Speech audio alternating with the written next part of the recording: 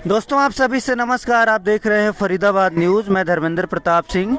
हम हैं BK hospital में और आपने सुना होगा नगेंद्र चौधरी को किडनैप किया गया था और अभी पता चला है मर्डर हो गया है। डेड बॉडी भी बीके हॉस्पिटल पहुंची है और भारी संख्या में उसके परिजन भी बीके हॉस्पिटल में पहुंचे हैं और पुलिस की कार्रवाई पर सवाल उठा रहे हैं क्योंकि नगेंद्र चौधरी को बरामद नहीं किया जा सका और अंततः उसकी डेड बॉडी मिली है नैनीताल में। तो इधर परिजन भी मौजूद हैं। देखिए महिलाएं हैं, सबका रो रो कर बुरा हाल है, सभी परेशान हैं। देखिए इधर महिलाएं बैठी हैं, उनकी माँ है शायद, और क्या हालत हो गई आप लोग देख रहे हैं।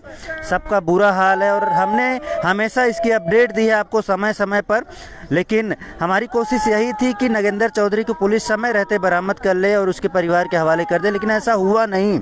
अभी उसकी डेड बॉडी मिली है नैनीताल में, उत्तराखंड में। आप लोग सोचिए फरीदाबाद से उत्तराखंड उसकी डेड बॉडी पहुंच गई या उसको ले गया, वहां पर मर्डर किया गया, इस बात की अभी पूरी जानकारी नहीं है।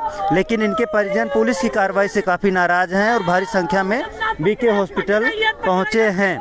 आप लोग देख रहे हैं सबका बुरा हाल है और ये कह रहे हैं क्यों नहीं बरामद किया गया, क्यों नहीं उसकी जान बचाई गई, और इसी वजह से ये लोग नाराज हैं। और इधर देखिए पुलिस से बातचीत चल रही है, इधर भी भारी संख्या में लोग मौजूद हैं, इनके पिताजी वगैरह भी हैं। तो हम भी कोशिश करेंगे बातचीत करें, इनके पिताजी वगैरह से पूछे पुलिस से क्या मांग है इन लोगों की।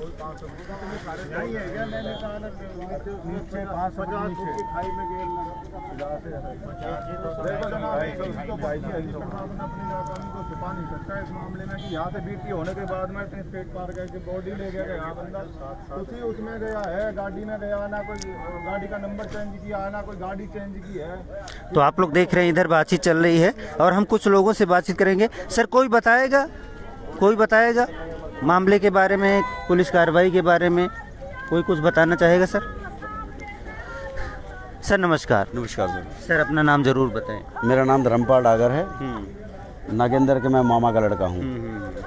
तो क्या कहना चाहेंगे, क्योंकि अगर पुलिस उसको सही से ट्रेस करती तो शायद नगेंद्र चौधरी बच जाते, लेकिन 4 दिन बाद पता चलता है कि उनकी डेड बॉडी नैनीताल में मिली है। अब नैनीताल पहुँचे कैसे?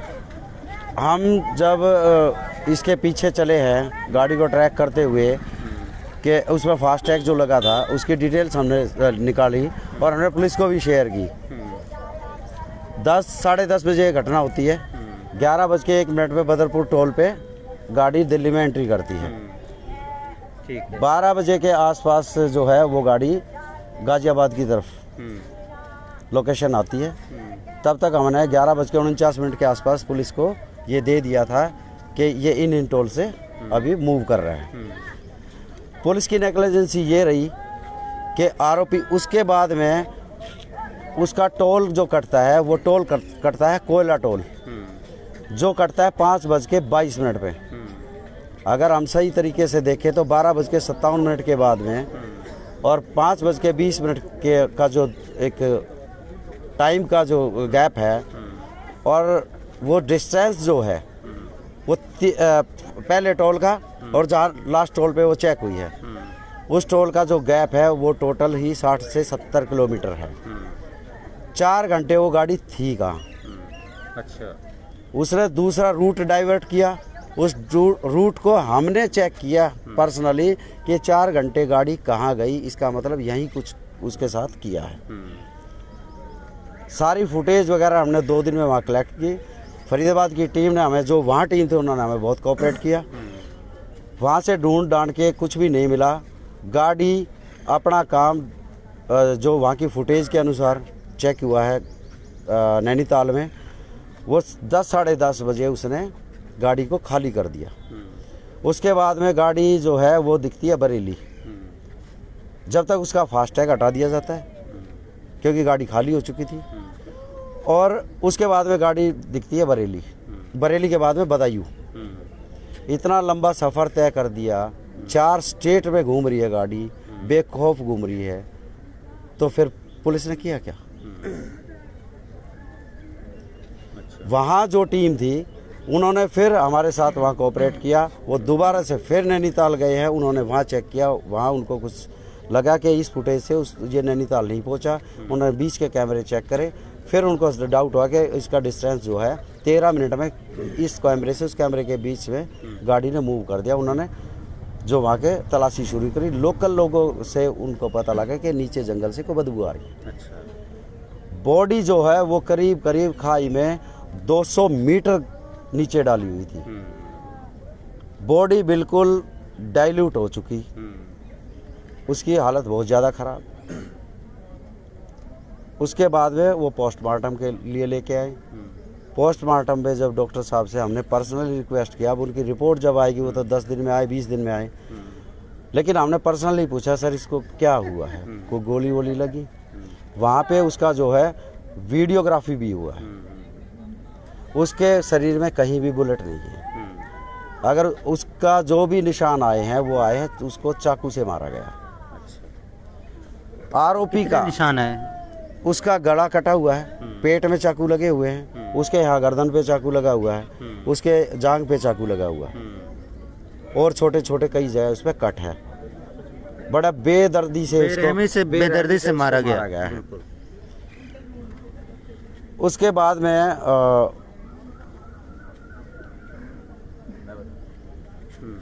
भाई बताइए थोड़ा सा पानी ले लीजिए। यहाँ पर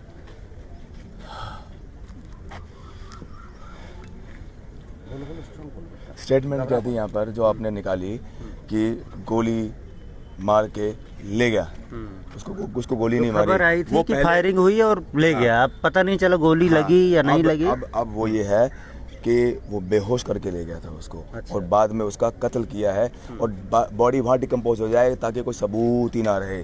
और जो ये शिकायत जिसने दी है बंसी ने, वो जाके चला गया, मतलब बेहोश पड़ा हुआ है। ये इसको पहले से ही गाड़ी में बेहोश किया गया था।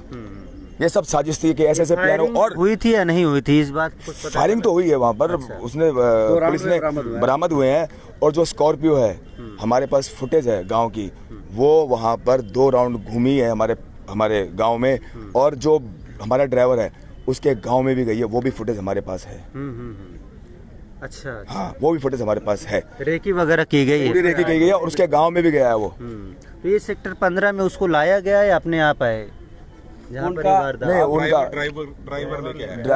लेके आया था। उसका कोई मीटिंग का प्लान था, वो बता रहे थे मार्केट में। और दूसरी बात ये, जिसके साथ था वो स्कॉर्पियो में, अब इन्होंने बताया कि वो ये बोल रहा है, वो पेश हो गया। उसने बोला कि जी कि मेरे को तो ये ऐसे कह के लाया, मैं धमकाने जाऊंगा और मैं जो हूँ इससे कुछ मेरा हिसाब किताब में इसको धमकाना मेरे को इसको। अब ये बताओ मेरे को, जो आदमी रिवॉल्वर और चाकू लेके जा रहा है उसको पता नहीं है क्या वो धमकाने जाएगा? तो ये सब प्लान था कि एक शिकायत करेगा, एक गवाह होगा, बॉडी मिलेगी नहीं, और गाड़ी खत्म। गाड़ी है नहीं, गाड़ी नहीं मिल रही।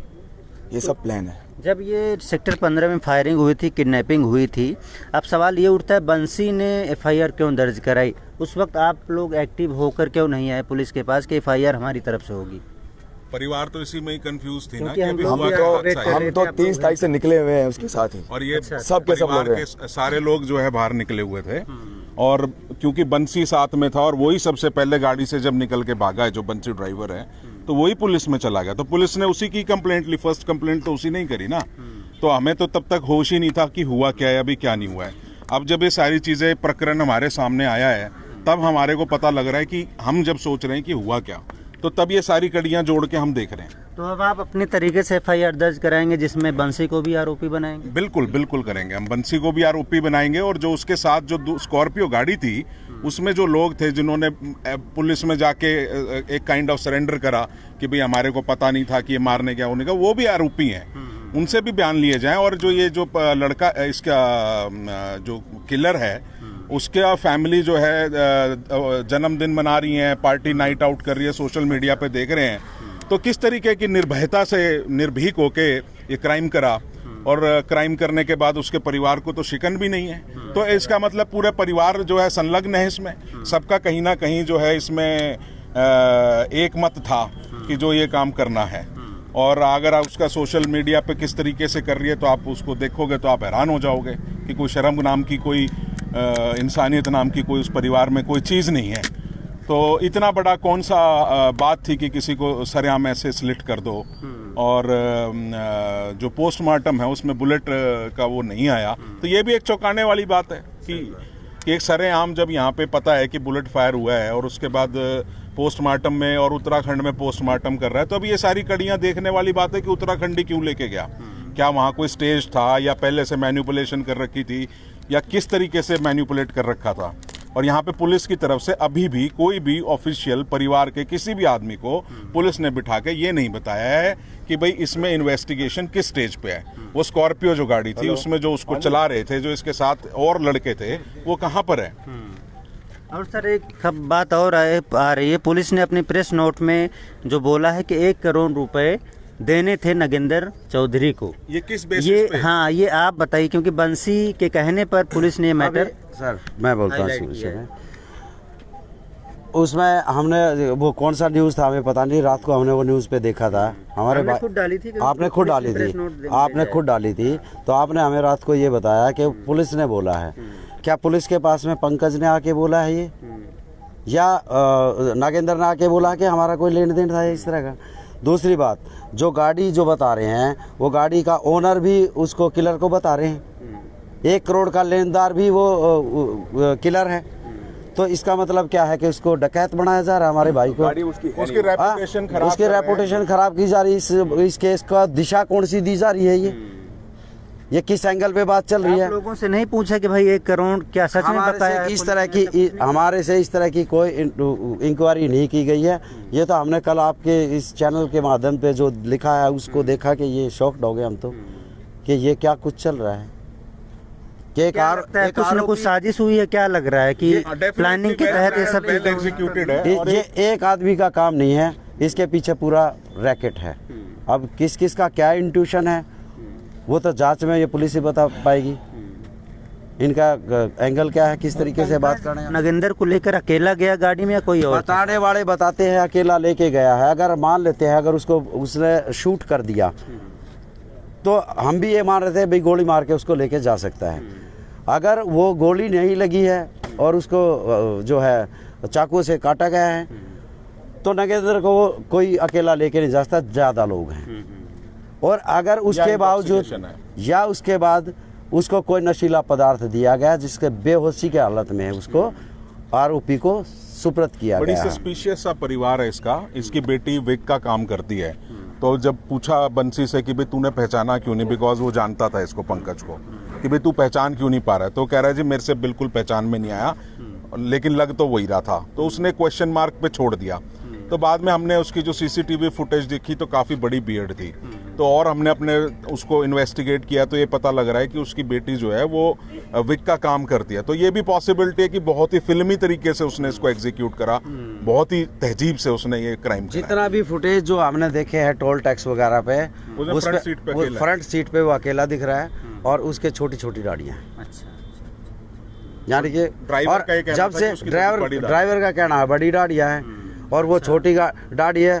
और जहाँ तक हमने फुटेज को चेक किया वो गाड़ी कहीं भी रुकी नहीं है। टाइम टू टाइम हमारे पास में यहाँ से लेके A to Z जितने भी टॉल हैं उनके बीच में जितने भी CCTV कैमरे हैं उनका टाइम के साथ सेकंडों के साथ हमारे पास में फुटेज है।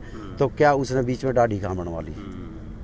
ये तो बहुत इजी था। देखिए इसमें अगर पुलिस थोड़ा सा भी अगर इसमें विजिलेंट होती तो इसमें बहुत इजी था, क्योंकि गाड़ी का नंबर सेम था, फास्ट टैग रिपोर्टेड था, हम भी तो फॉलो कर रहे हैं। लेकिन हम लोगों के पास वो मींस नहीं है ना कि हम टॉल पे किसी चीज को रुकवा दे। तो प्रशासन का काम है, पुलिस का या एडमिनिस्ट्रेशन का काम है। पुलिस की टीम भी थी जब आप ट्रेस कर रहे थे, जब आप फुटेज वगैरह? वहाँ हमारे साथ में 3-4 टीमें लगी हुई थी।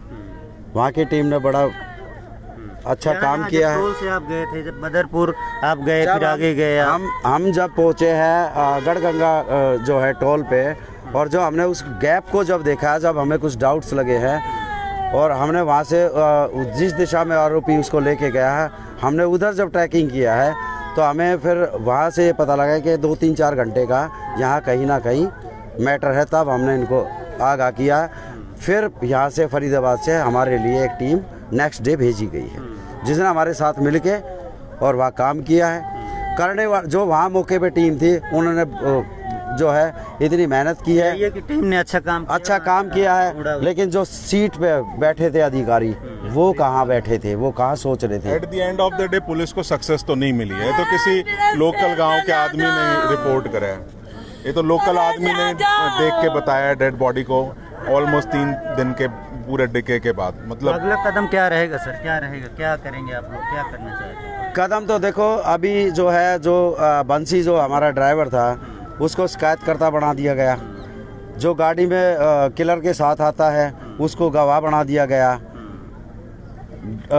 बॉडी का उन्होंने ख़त्म करने की बात करी, वो तो सोच के किया था बॉडी कभी मिलेगी नहीं, तो ये इसका केस का पोस्टमार्टम तो हो गया है, तो यहाँ बीके में क्या फिर से पोस्टमार्टम कराएंगे? नहीं, हम जब वहाँ से लेके आए, जब हमने ये देखा कि भाई उसको ना तो गोली लगी है और ये जो बनाई जा रही है फिल्में जो किस तरीके से इसको कौन लिख रहा है, प्रशासन इसमें कितना इन्वॉल्व है, तो इसलिए हम रोड पे इस तरह की मूवमेंट, क्योंकि शरीर का जो है ना वो दयनीय हालत है, बहुत ज़्यादा बदबू है, सड़ा हुआ है, तो हमने सोचा कि इसके लिए हॉस्पिटल एक जगह ठीक रहेगी। तो अभी सीपी साहब वगैरह भी देख रहे होंगे, डीसीपी साहब क्राइम वगैरह सब देख ही रहे होंगे, उनसे क्या कहना चाहेंगे सर? मैं तो पहले तो यहाँ के जो फरीदाबाद में रहने वाले जो लोग हैं उनको ये बोलूँगा कि जब यहाँ एक व्यापारी सुरक्षित नहीं है, उसके साथ ये इंसिडेंस हो सकता है, तो किसी के साथ भी हो सकता है। अब वो उसमें पुलिस अपना क्या रोल निभाएगी, वो कैसे सपोर्ट करेगी, वो उनका एंगल है। वो हम चाहते हैं अब वो मीडिया के सामने आके और अपने व्यू बता दे, ये केस किस डायरेक्शन में चलेगा, इसमें कौन कौन क्या क्या अपराधी होगा, कौन सी धाराएं लगेंगी। पुलिस की तरफ से कोई तो फ्रंट फुट पे आके तो एटलीस्ट परिवार को ये बताए कि इन्वेस्टिगेशन की क्या स्टेज है और अब तक उनका ओपिनियन क्या है कि ये हुआ क्या है यहाँ पे। तो हम लोग एज अ लेमैन तो हम इसको नहीं कर सकते बिकॉज इतना बड़ा हादसा हुआ है, तो पुलिस के प्रति जो विश्वास है वो नहीं रहा है परिवार में, तो इसको कैसे भरा जाए तो पुलिस डिपार्टमेंट बताएगा कैसे सेटिस्फाइड कर सकते हैं। अगर स्कॉर्पियो वाले घूम रहे हैं, उसका परिवार फ्री होके घूम रहा है, वो अपना पार्टी करते घूम रहे हैं, तो क्या ये दुख की बात नहीं है? क्या पुलिस ने किया क्या इसमें? और अगर ये डेड बॉडी भी मिली है तो ये डेड बॉडी तो लेमैन के इन्फॉर्मेशन से मिली है, चाहे जहाँ भी धूल में लट मार रहे थे, क्या कर रहे थे, ये तो भगवान जानता है। तो ये कोई प्लान ऑफ एक्शन नहीं है। पुलिस डिपार्टमेंट का फर्स्ट प्लान ऑफ एक्शन था कि अगर उनको इन्फॉर्मेशन मिली है तो वो रोकना चाहिए था। अब ये बाद में किसी की जान चली गई और बाद में ये जो भी कर रहे हैं तो उससे किसी के विश्वास नहीं दोबारा ब्रिज किया जा सकता। ये एक बात बहुत भारी बात है। ठीक है सर, और कुछ कहेंगे? तो देख रहे हैं यहाँ पर बहुत सारे लोग हैं और इनका डाउट सीधा जिसने शिकायत दी है ड्राइवर बंसी पर है और जो भी वहाँ पर उसके साथ थे उन पर है और जो उसकी मदद कर रहे थे नैनीताल ले जाने में उन पर डाउट है। और डाउट पुलिस पर भी है कि पुलिस ने समय रहते कार्रवाई क्यों नहीं की, उसको क्यों नहीं बचा लिया, क्यों नैनीताल पहुंचने दिया गया। अगर पुलिस चाहती, सेक्टर 15 में जब पुलिस को पता था फायरिंग हो गई, किसी को किडनैप किया गया, तो यहीं पर वो नाकेबंदी कर देते तो फरीदाबाद से बाहर नहीं जाते, लेकिन वो फरीदाबाद से बाहर भी पहुंच गया और नैनीताल भी पहुंच गया। उसके बाद गाड़ी बरामद हुई कि नहीं? अभी तक गाड़ी अभी तक बरामद नहीं हुई है, गाड़ी भी बना, आरोपी पकड़ा गया है। और दूसरी इसमें सबसे बड़ी बात ये सोचने वाली है कि जो किलर है उसने जिस बेरहमी से उसको मारा है वो कितना खूंखार है, वो परिवार में किसी को भी दोबारा से अटैक कर सकता है, हर्ट कर सकता है। तो आपके परिवार पर दोबारा हमला हो सकता है किसी पर? हो सकता है, क्योंकि अपराधी फ्री घूम रहा है, बड़ा ओपन घूम रहा है। आज उसने उनको किया है, कल वो सोचेगा कि भाई इसके कोई लड़ाई लड़ने वाला ना रहे, वो घर में किसी को भी हानि पहुंचा सकता है। इसके लिए पुलिस को जो है इनको प्रोटेक्शन किस तरह की देंगे या नहीं देंगे वो पुलिस। ठीक है। डेड बॉडी कहाँ है सर? डेड बॉडी जो है एम्बुलेंस के अंदर है, उसको उतार नहीं सकते, देख नहीं सकते, वो बिल्कुल डाइल्यूट हो चुकी है। कोई बात नहीं। तो वीडियोग्राफी हुई है, उसमें सब कुछ आया, ये सारे सबूत तो हैं आपके पास। कह रहे चाकू मारा गया, कई जगह चाकू मारा गया, गले में, सीने में, इधर उधर कई जगह चाकू मारकर हत्या की गई। पहले ऐसी खबर आई थी फायरिंग हुई है, तो हो सकता है गोली भी लगी हो, लेकिन ऐसा कुछ है नहीं। अभी यहाँ पर देखिए पुलिस भी भारी संख्या में पहुँची है, क्योंकि इनको भी लग रहा है कहीं प्रोटेस्ट ना हो जाए, कहीं रोड जाम ना हो जाए। हालांकि ऐसा कुछ अभी हो नहीं रहा है, ये सीधा प्रशासन को मैसेज दे रहे हैं कि यहाँ पर ठीक काम नहीं हुआ। अगर ठीक काम हुआ होता तो नगेंद्र चौधरी आज जिंदा होता। और आप कुछ कहेंगे सर? आपसे एक रिक्वेस्ट है कि जो हत्यारा है उसके परिवार से कोई भी किसी प्रकार की पूछताछ नहीं की गई है, तो हम आपके माध्यम से प्रशासन से रिक्वेस्ट करना चाहते हैं कम से कम उसके परिवार को तो पूछताछ की जाए, ताकि पता चले वो कहाँ है। इस तरीके से हम क्या अनुमान लगाएंगे? आपसे हाथ जोड़ के रिक्वेस्ट है कि इसको प्रशासन में इस बात को उठाए। ठीक है सर, धन्यवाद आपका, धन्यवाद। देखिए हमने जो भी इनके गिले शिकवे थे, इनकी शिकायत थी, हमने दिखाया है, लाइव दिखाया है। और एम्बुलेंस में डेड बॉडी रखी हुई है, आप लोग देख रहे हैं। ये देखिए उनकी मौसी की लड़की हैं। मैडम बड़ा दुखद हुआ, उस दिन आप सीपी दफ्तर भी पहुँचे थे, अब क्या कहना चाहेंगे? शिकायत तो बहुत हो। क्या कहूँ मैं, बताओ आप बता दो, मैं क्या बोलूँ, और मेरे को क्या बोलना चाहिए? आप ये देखो, ये हम उस दिन से कह रहे थे उनके परिवार पर दबाव डालो, इन्होंने कुछ नहीं डाला। बंसी को क्यों खाली छोड़ा हुआ था, जब वो ही घर से वहाँ से लेकर आया हुआ है बेहोश कर, और जब तक वो बंदा नहीं, आपके ऊपर पूरी कार्रवाई नहीं होती, इस बंदे को कैसे छोड़ सकती है ये पुलिस? मैं आपको उस दिन भी यही बातें कह रही थी कि ये बिल्कुल ढीला काम कर रही है। अब बताओ मैं क्या बोलूँ? बंसी पर ही डाउट हो रहा है, बंसी और पंकज। हाँ, अब तो बिल्कुल पूरा डाउट है, क्योंकि आपको भी पता है, आपने भी फोटोज देखे हैं, सब ये सब लोग जानते हैं, स्कॉर्पियो वाला सब जानते हैं कि नागेंद्र कैसा,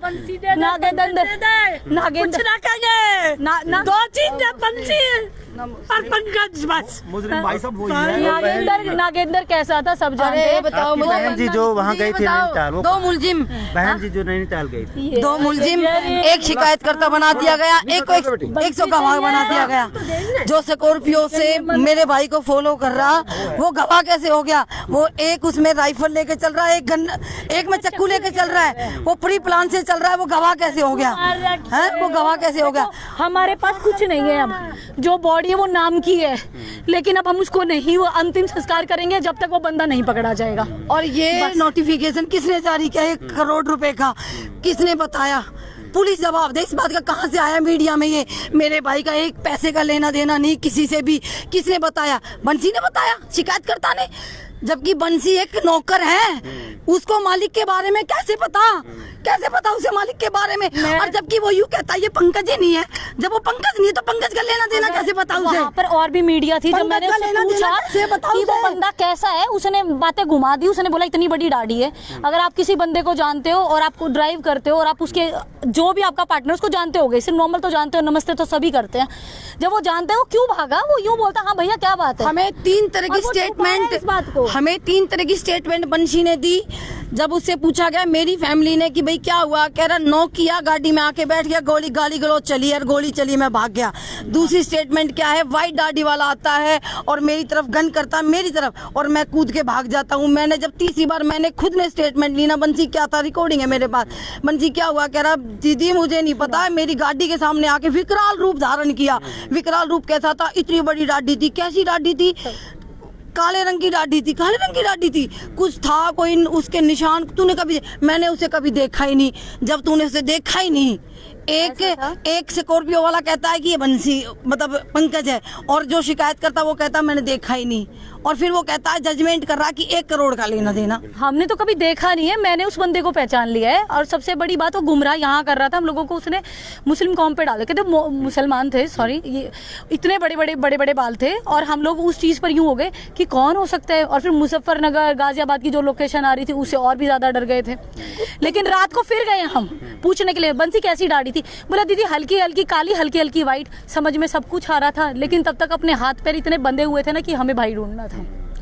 और इन लोगों ने सिर्फ हमें आश्वासन दिया था कि हम लोग कार्रवाई कर रहे हैं, टीम भेजी हुई है, ये कर रखी है, पर लेकिन क्या हो रहा था? बड़ी बहन है, छोटी बहन है? छोटी बहन है, 4-5 दिन से सोई नहीं होगी मुझे लगता है। 7 दिन हो गए भैया, 7 दिन हो गए, 7 दिन हो गए सोई नहीं होंगी, 7 दिन से सोई नहीं होंगी। पीछे लगी थी, नैनीताल तक पहुंच गई। और इसी तरह से पुलिस भी अगर कार्रवाई करती, मुझे लगता है 2 दिन मिल जाते, वो उसी टाइम मिल जाते। मैंने फास्टैग ICICI बैंक से पहले ही कांटेक्ट करके मैंने पुलिस को बता दिया था कि ये टोल कटे हैं सर, ये टोल कटे हैं। उसके बाद हम खुद, पुलिस तो उधर नैनीताल की तरफ गई, हमने खुद ने फुटेज एक एक गली, एक एक चौराहा, एक एक पेट्रोल पंप हमने चेक किया है। तो मुझे ये बताओ, जब मैंने 11:30 बजे 10:30 बजे मैंने पुलिस को ये कह दिया कि मेरे भाई के पास एक फ़ोन है छोटे वाला जो हमेशा साइलेंट रहता है, वो गाड़ी में, इन्होंने गाड़ी उसको ट्रेस किया, वो गाजियाबाद की आ रखी थी। उस टाइम 11:52 कुछ मिनट हो रखे थे और लास्ट टोल कटा है कोयला टोल 5:49 पे। जब इनके पास लोकेशन आ गई थी, वीटी क्यों नहीं हुई? एक नहीं, दो नहीं, चार टोल क्रॉस करके गया। वो कैसे गया है? और एक बंदे को जो उससे आधी उम्र का 34 साल का, मुझे बताइए उसको अकेला कैसे ले जा सकता है? वो पूरी हमने वीडियोग्राफी कराई है, गोली बुलेट ही नहीं लग रही शरीर में कहीं। तो मुझे बताइए उसको फिर कैसे लेके गया है? डेफिनेटली उसको घर से पक्का कुछ ना कुछ उसको बेहोशी की हालत में फिर उसको काटा गया, पूरा गर्दन। मुझे पता मेरे भाई के कितने कितने जख्म थे, पूरे मीडिया में फैलाती गोली चल रही है, कुछ नहीं चल रही। बिल्कुल मैडम, बड़ा गलत हुआ है। नाम बता दीजिए। निशा। आपका? ज्योति। देखिए बहन दुखी है, 7 दिनों से सोई नहीं है, पीछे लगी हुई थी कि भाई किसी तरह से मिल जाए, उसका पता लग जाए। और पता चला तो ये पता चला कि उसकी डेड बॉडी खाई में पड़ी है। उसको निकाला गया, बीके हॉस्पिटल लाए हैं और पुलिस की कार्रवाई से नाराज़ है। पुलिस से सवाल कर रहे हैं कि आप लोग नगेंद्र चौधरी को क्यों नहीं बचा पाए, और अभी तक जो आरोपी है, जो हत्यारा है, वो पुलिस की गिरफ्त से बाहर क्यों है, गाड़ी बरामद क्यों नहीं हुई। और जो बंसी है, इनको डाउट है बंसी ने भी इसमें उसका साथ दिया है, आरोपी का, पंकज का, और वो भी पुलिस की गिरफ्त से बाहर है। तो फटाफट कार्रवाई होनी चाहिए, नहीं तो इनके सब्र का जो बांध है वो टूट जाएगा और आगे हो सकता है रोड जाम वगैरह करें, क्योंकि ये लोग मीडिया को बोले थे हम कोई न कोई बड़ी कार्रवाई करेंगे, और पुलिस ने समय रहते कोई सख्त कदम नहीं उठाया। बाकी देखते हैं, अपडेट आपको देते रहेंगे इस मैटर में।